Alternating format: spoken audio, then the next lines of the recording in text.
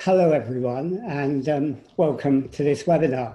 This is one of the usual webinars we do, usually Tuesday evenings, and I'm Francis Seeley from GlobalNet 21 and also Enfield Voices. So we do these webinars both nationally, internationally, and locally as well.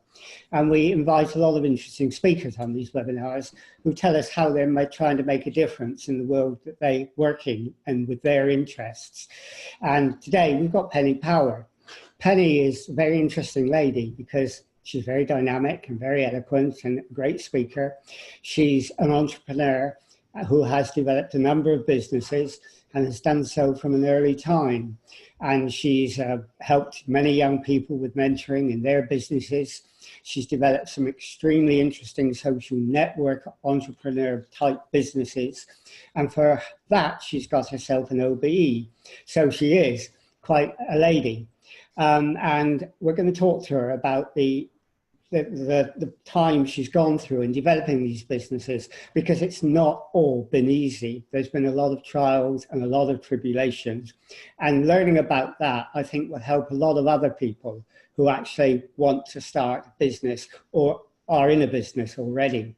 Now, if you're watching and you're on our webinar system, you can type in our chat box and you can see Peter's on and he's typing in already. If you're watching on Facebook, you can type into the comment section. We'll try and pick up your comments and then put it to Penney as we go along. Anyhow, Penney, thank you for joining us. And you've become known as an entrepreneur who has an important story to tell. But I think you called yourself an accidental entrepreneur. You sort of came in it by accident. Tell us about the accident. So I call it that because I've really learnt over time what it takes to be an entrepreneur. And I use the term entrepreneur quite limited in the way that I think somebody is an entrepreneur. I think of myself, sometimes I'm a small business, and I love that. And sometimes I'm in an entrepreneur mindset. When in 1998, I came up with the idea of Academy, I was really actually in a sort of purposeful, caring, kindness, have an impact point of view. I didn't realize that I was coming up with something that was a little bit more trailblazing than that, and ended up being the first social network in the business world. So you had Friends United and MySpace around, but LinkedIn came in 4 years later, Facebook 6 years later, and Twitter 8 years later. And the experience of going from somebody who hadn't really expected to create something that turned out to be so big and so demanding was terrifying, a terrifying experience, beautiful in many ways. But I think it gave me an insight into the world of entrepreneurship that we find ourselves in sometimes accidentally. Okay, well, let's come to E-Academy in a minute, and you can tell us what that is. But did you start before that? I mean, when you were at school and you were dreaming of being a model, a train driver, or whatever, did you say, what I want to do is I want to be a social entrepreneur? No, I wouldn't have even known the term. My parents weren't entrepreneurial. It wasn't a term that I would have even understood. Even owning your own business, small business, I wouldn't have understood. And I wasn't really tuned into business. When I was young, I wanted to be, go into the caring professions. I wanted to be a physiotherapist and work with cerebral palsic children. And I accidentally fell into business when I was 19, when I was working to build up my funds to be able to go to university. And I was going to end up studying psychology and go that route into the caring professions. And I joined the IT industry in 1983 when I was 19. Anybody wants to calculate, I'm 54 now and nearly 55. And I didn't plan to stay in it. I thought, this isn't me. I was being taught how to do telesales, and it wasn't an environment that I felt I really fitted inside. And I actually resigned from it to go to university. And my first boss ever took me aside and said, why would you do that? And I said, because I'm not really as commercially driven as the business people are. And he said, but that's what business needs. And that was extremely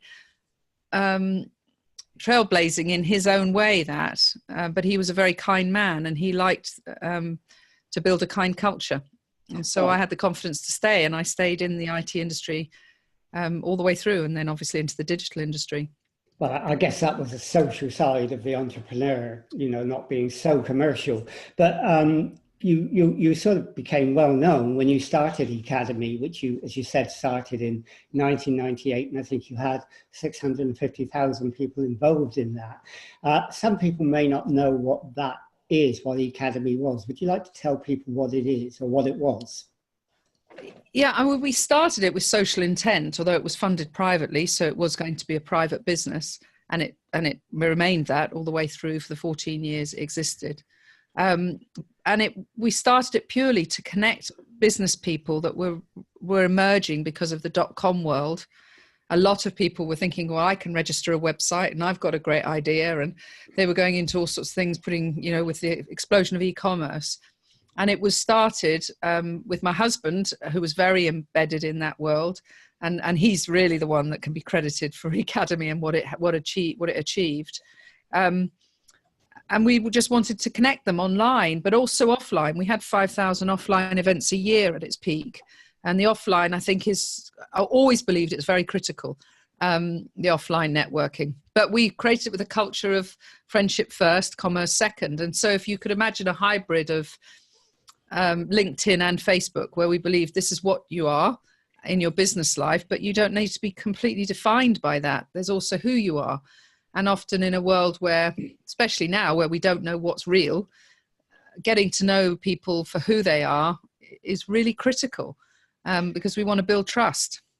So did you find this really exciting when you were doing it, and you thought this is really going to take off to something that's really explosive, and you almost didn't sleep at nights because you were so excited with what you were doing? It never felt enough, Francis. It never felt enough. I think that's possibly one of the things about an entrepreneur that I learned, is you can never feel it's enough. You just constantly drive forward. And it was a hungry beast. It needed a lot of time, it needed a lot of care, and it needed money. And to actually build a business model when you're trailblazing a new concept was tough. I mean, we didn't start making revenue for a number of years. And then just as we were starting to have the right business model and people were happy to pay a subscription, which was low, it was $10, €10, £10 a month.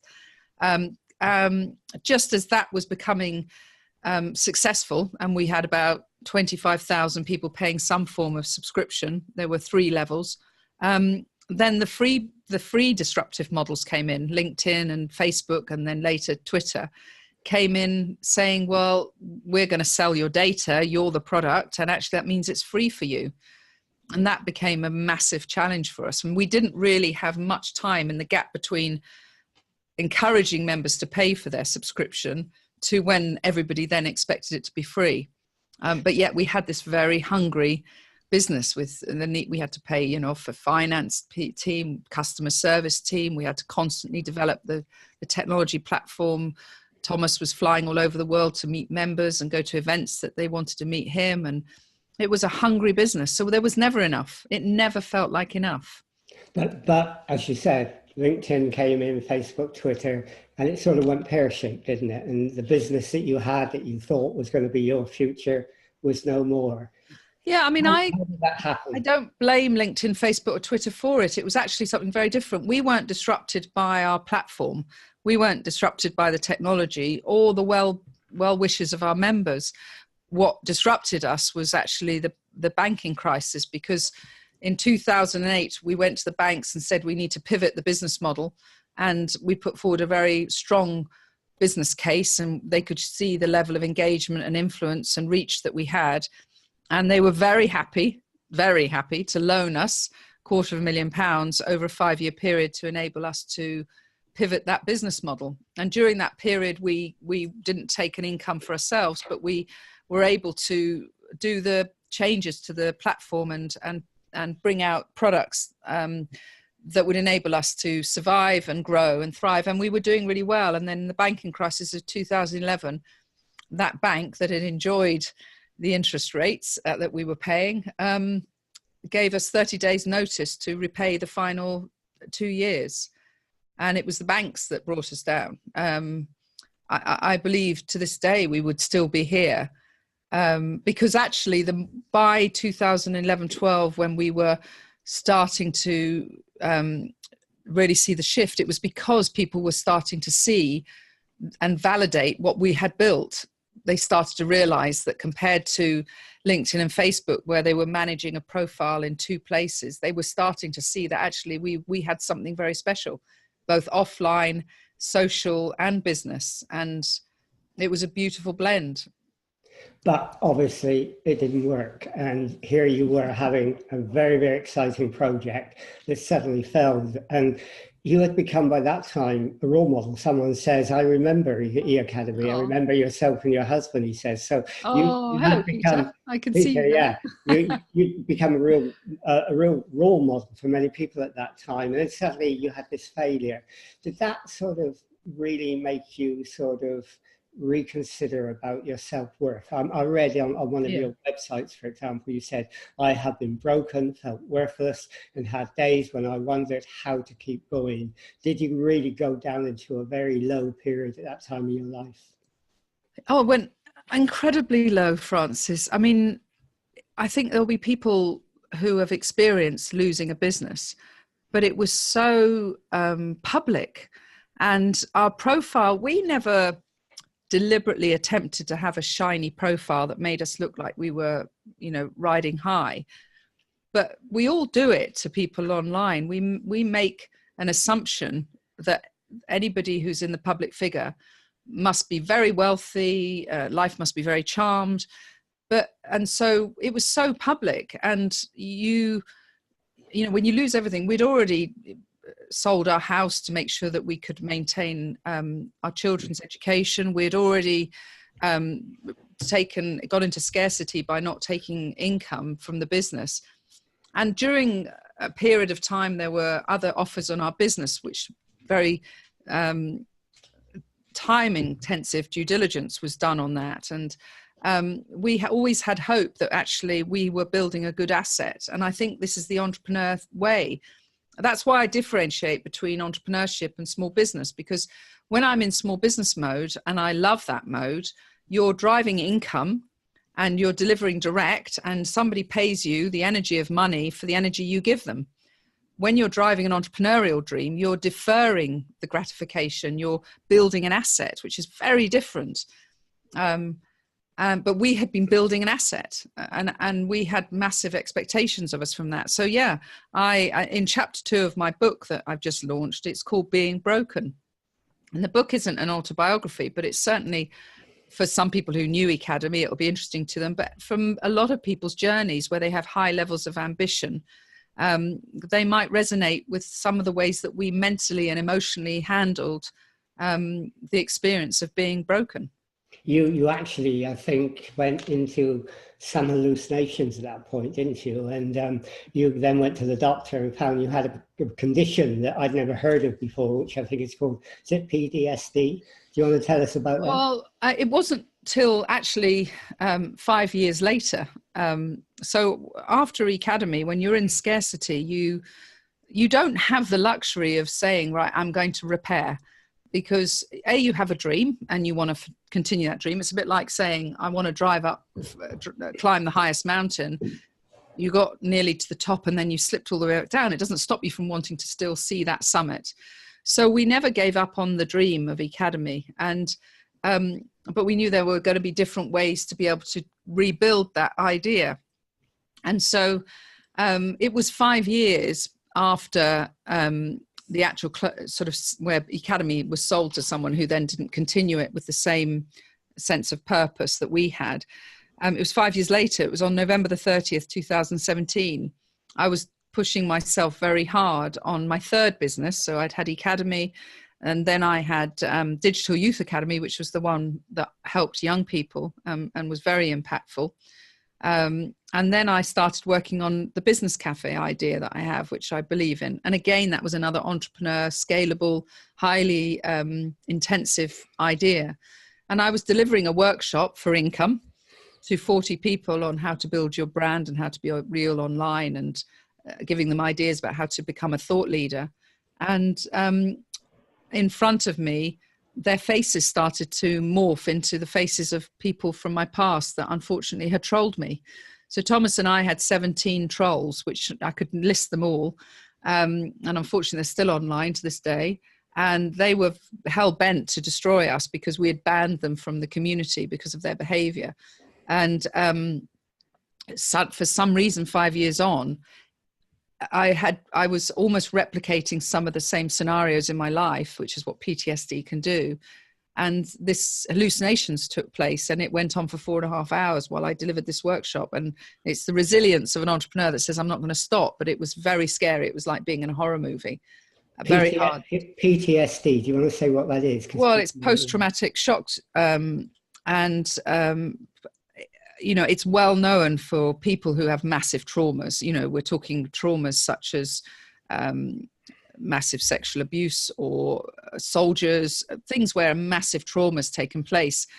And therefore, when I went to the doctors, I never considered that that's what had happened to me until I then, with great joy, spent time last year with a psychologist unpacking about a list of 12 things in my life that were very front of mind and still upsetting me, which weren't all business related. Some of them were personal, premature loss of loved ones and trauma that my daughter went through. And I then learned that, PTSD is anything that you haven't filed into your long-term memory that is still defining you, defining your mood. It hasn't left you. It's defining your belief systems. It's impacting your day-to-day. And I hadn't realized that that's what I had. And then I was also diagnosed with a form of depression that's a very hidden one, which people listening may relate to. High achievers, highly ambitious people that demand a lot of themselves often have this and end up going into the priory and recouping. And this form of depression is called the curse of the strong, and it's written about by Dr. Tim Kavanagh. You can get his book on Amazon. It's a very thin book. You don't need to read much to see whether or not you identify with it. And it is just people that, rather than looking after themselves and applying some self-care so that they can be whole as a person, they just keep on smacking their head against the wall until it bleeds. And then the next day they do it again because they have that level of determination and resilience. Yeah, I mean, when you went through this trauma, you must have reassessed your life and what you were going to do. And reading some of the stuff that you put on the web, it seems to me, you use this term that you learned about, which is positive surrender. Mm-hmm. And it seems that you positive surrendered in two ways. One, in your business, you said, I've got to surrender the things that are not focused. I've got to focus on the things that deliver. But you also surrendered in your own life. You became positive and said, look, I've got to realize I'm not the center of the universe. Those of us who are active and do things sometimes think, the world will go on without us. And God help us if we're gone. But we're all dispensable in a way. And it seems to me that you sort of surrendered that ego, which was very important as well. Well, it's an interesting slant on it, but it was absolutely the opposite. It was the mirror opposite of that. I felt I had no value. I had no ego. I honestly felt, in chapter 2, I could read a section of it, but I say the words that I would say to myself, why bother? Who would miss me? Not that I was planning to leave the earth, but, in the business sense. And so it was actually the reverse. I had no ego in that sense. I just felt worthless. And, I think I discovered that, I've discovered so many things on my journey, which I share in the book, which would take up a lot of the program, and I want to keep to your agenda. But, there are so many traits that we think that when we're in business, as long as we're well connected, build a big brand for the business or ourselves, if we're thought leaders, get the skills to understand finance and marketing and sales, etc. And then the business should work if we work hard enough. But there's this other thing, this invisible thing called emotional and mental well-being. And just like we have to physically look after ourselves to be strong enough to get up every day and hold ourselves, we have to be emotionally and mentally strong enough. And I see online a lot of people seeking validation, addicted to the social media, not having enough self-worth to validate themselves, looking for that validation. And we've created a world of comparison all the time. You know, I'm not as successful or happy or as ambitious or as connected or winning those awards or as beautiful as these people online. And we get sucked into a definition of those things that are somebody else's definition, not our own. And that's what I did. I just redefined my own happiness, my values, my belief of what success and happiness is. And now, whenever I spend time with someone who seems to be stratospheric, I don't feel I have to be like that person. I'm just me. And that's a great relief. It doesn't mean I don't want to have a big impact. And that's a big change, isn't it? When you stop comparing yourself with other people, that's one of the things that creates stress. Yeah, I mean, Roosevelt said comparison is the thief of joy. And I don't think often we know we're doing it. That's the thing. I don't think we realize we're doing it. It becomes so hidden in our lives. I mean, everybody's always done it. You know, keep up with the Joneses next door used to be the expression before social media. And, you know, it's how we progress in some senses and how we learn. But we have to be careful how much we start to identify with other people's dreams rather than with our own. I also get, I mean, because you went through this experience and suddenly you realized the importance of well-being and mental health, you began to look at social media differently. It wasn't just positive, it could also create those mental health problems that you've just been talking about now. Yeah, I mean, I think sadly, Thomas and I were very aware of that before most because of the trolls that we had. I mean, when we started having trolls, they weren't even called trolls. And when we talked to the police, they didn't know anything about this stuff. And when we hired a corporate psychologist to look at, you know, why are these people behaving like this and try and depersonalize it from us. You know, so we saw the dark web quite early. And I don't think personally I've got too sucked into it in that way. I think I've always been fairly real and raw online. But you know, what I've always believed in is the importance of building community. And then I obviously focused for 5 years on the importance of digital skills, which still remains with me in my strategy. Now I'm really shining a light as a torchbearer on the importance of emotional and mental well-being. And, you know, this isn't just about entrepreneurs and small businesses. I've been doing talks and small coaching groups in large companies, and we're all on a similar path. I mean, in large companies, we have to own our destiny. Very few people can hide in large companies, even though a lot of entrepreneurs like to think that it's easier in a large company. And just the other day, I was at an event, a dinner for 30 people. I did my talk, and then everybody was willing to open up. And just in that small room of 30 people, one person was going through a divorce, another person just discovered their husband was having an affair, another person had a very autistic daughter, another one had financial issues, somebody was trapped in an arranged marriage, somebody had infertility issues, somebody's wife committed suicide, somebody was seeing AA, going to Alcoholics Anonymous for alcoholism, and another person was suffering corporate bullying. And these are things, we're a whole person. And if we don't introduce more kindness and more tolerance and more openness in a business world, we're ignoring the whole person.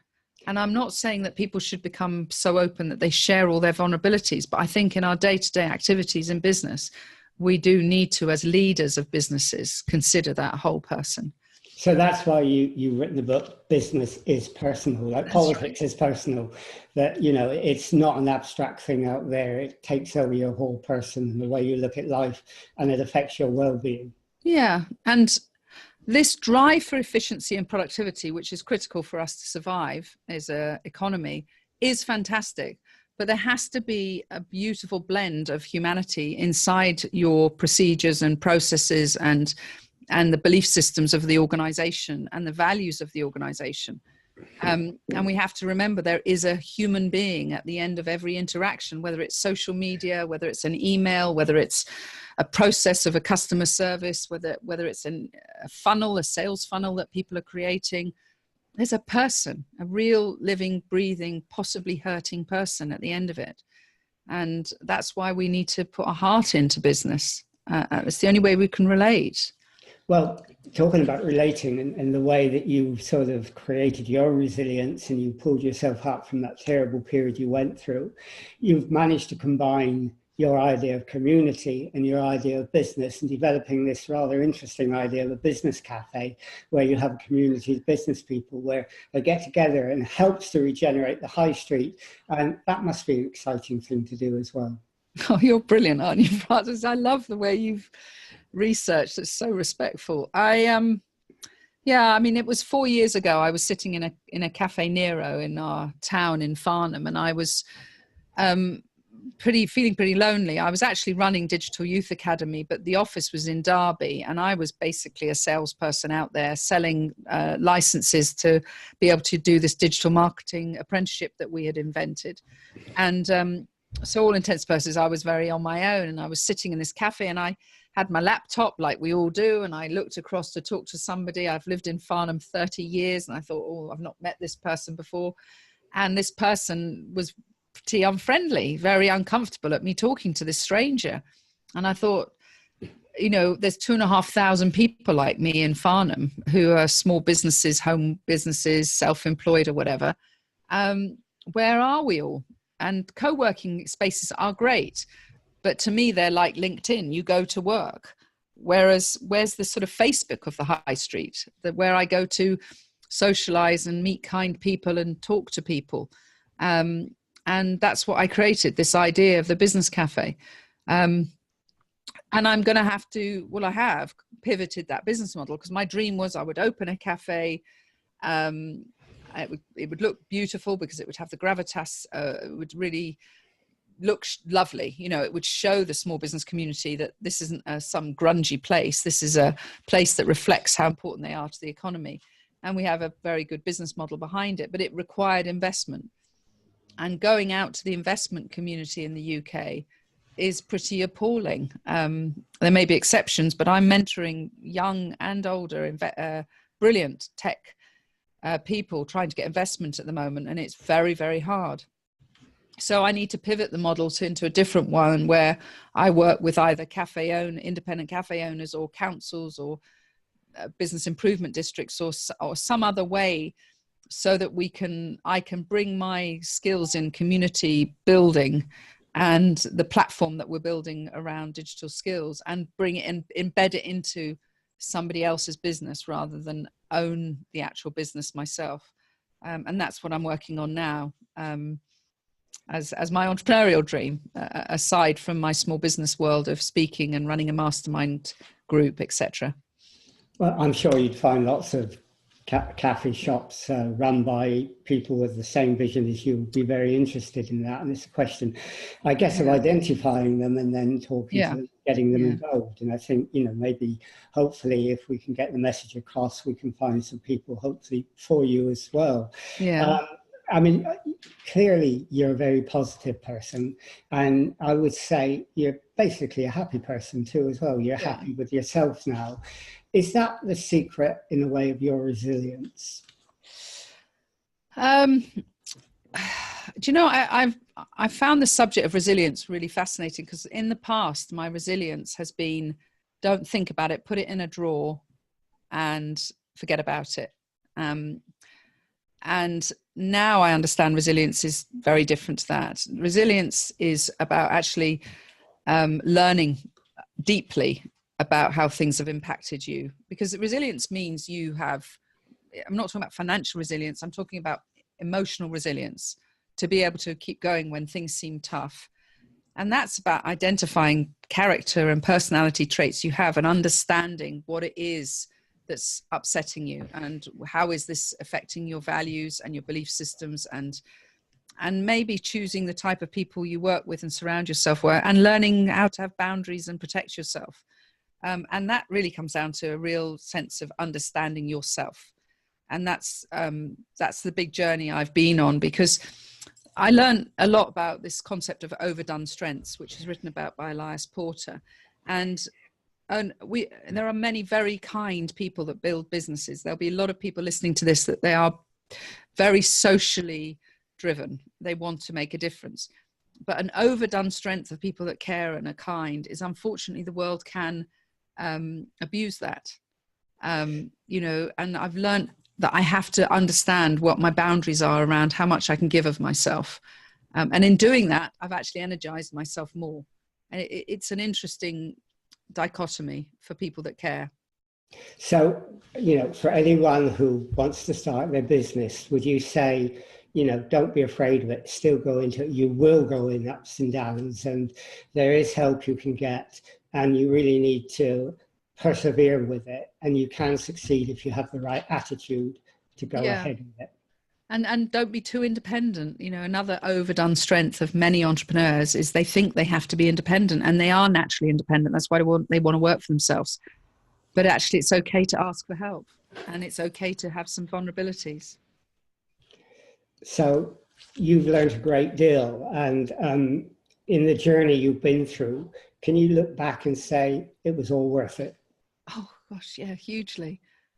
Absolutely hugely. I feel very privileged that I was there at a time and came up with an idea that was new, and the learnings it's given me, the people it's connected me to globally that I'm still very, very connected to, you know, yourself included, Francis.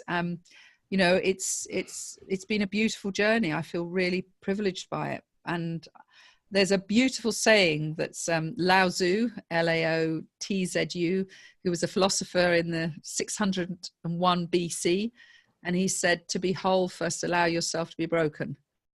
And I think there's a lot of strength in that. He also said, I gather, that the best form of leadership is when people do something you don't know that you were the influence behind it, the hidden leadership. That's when most of us need recognition, but the greatest leadership is when you don't have recognition, but you've achieved the goal you wanted to do. I think the Taoist way is a really great way. Oh, that's interesting. So if people wanted to learn a bit more about your work or find any help that you can give, how would they get in touch with you? Well, I've got my own website called pennypower.co.uk. And there's links there of how they can connect with me, but I'm Penny Power on Twitter. I'm on Instagram, Penny F Power. I'm on Facebook. I'm on LinkedIn. I've got my book. I've got a copy of it here. So look out for this lovely pink is the color of healing. And there's more details in there. And yeah, I'm certainly very reachable.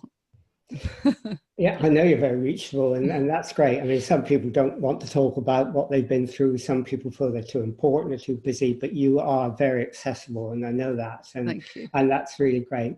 Well, thank you for doing it. We sort of come to the end of this. I think you've given a lot of people food for thought, especially when they've been through difficult times themselves, and they know that there is a light at the end of the tunnel.